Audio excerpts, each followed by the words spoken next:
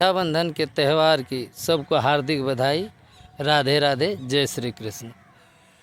तो यह कथा मतलब रक्षाबंधन जो प्रारंभ हुआ यह कहाँ से हुआ, इसकी कथा संक्षेप में मैं बताऊं तो यह कथा उस समय से प्रारंभ हुई है सतयुग में, जब राजा बलि 100 यज्ञ करके और त्रिलोक विजयी बनना चाहते थे। तो उनके 99 यज्ञ सफल हो चुके थे।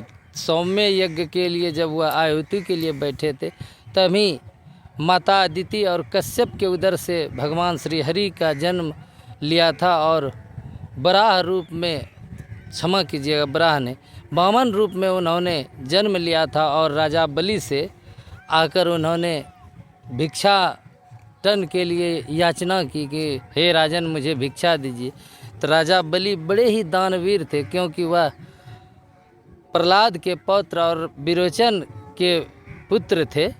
और असुर कुल होने के बावजूद भी वह धर्मात्मा थे, क्योंकि उनके दादा प्रहलाद जो श्रीहरि का साक्षात्कार नरसिंह रूप में कर चुके थे, और उन्हीं के नक्शे कदम पर उनके पुत्र बलि भी, विरोचन भी चलकर धर्मज्ञ थे। और उनका पौत्र बलि, विरोचन के पुत्र जो बलि थे, वह भी धर्म के परत के जानकार थे। तो उन्होंने 100वां यज्ञ जब किया तो वामन देव वहाँ पर पहुँचे और उन्होंने मतलब राजा बलि से भिक्षा में 3 पग भूमि मांगी। वामन का अर्थ होता है जो कि सामान्य लोगों से नाटा हो, और ब्राह्मण थे, इसलिए उन्होंने राजा बलि से यज्ञ के लिए 3 पग भूमि मांगी। तो इस पर राजा बलि कहते हैं, महाशय आप हमसे उतना मांग लीजिए कि फिर जीवन में कभी किसी से कुछ मांगना ना पड़े। तो इस पर वामन भगवान कहते हैं कि क्या आज तक किसी की इच्छा पूर्ण हुई है? आपके पास किस चीज़ की कमी है? फिर भी त्रिलोक विजयी करने के लिए आप यह यज्ञ कर रहे हो, बोलिए राधे राधे। तो आप मुझे 3 पग भूमि दे दो, जिसकी मुझे आवश्यकता है, मैं यज्ञ करूँगा। तो कहते हैं ठीक है। तो इस पर शुक्राचार्य जो असुर गुरु थे, वह समझ जाते हैं कि यह भगवान की लीला है।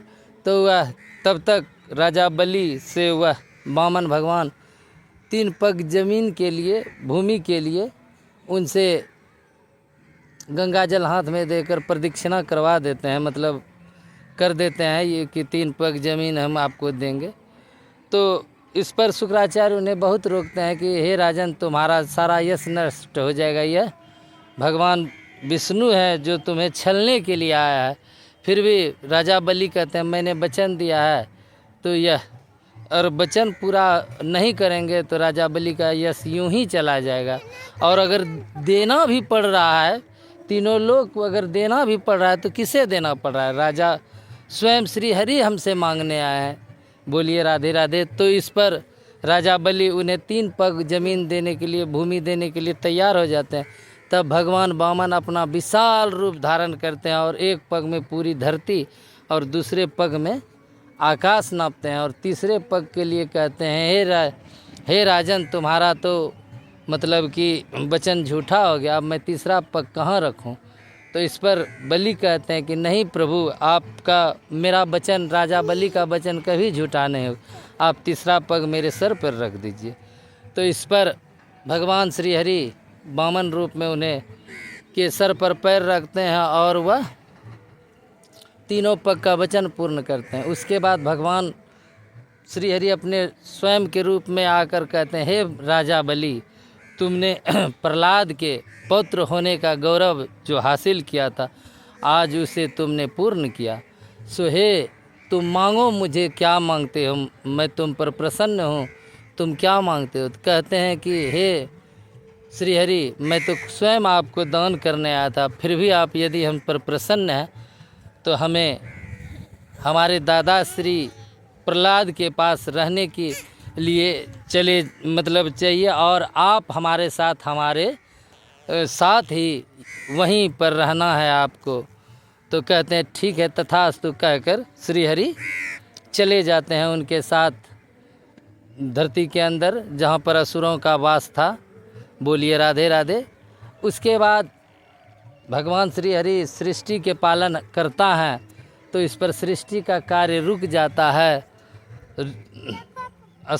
मतलब डामाडोल होने लगता है। तब माता लक्ष्मी ब्रह्मा जी के परामर्श पर राजा बलि के पास जाते हैं और उन्हें रक्षा सूत्र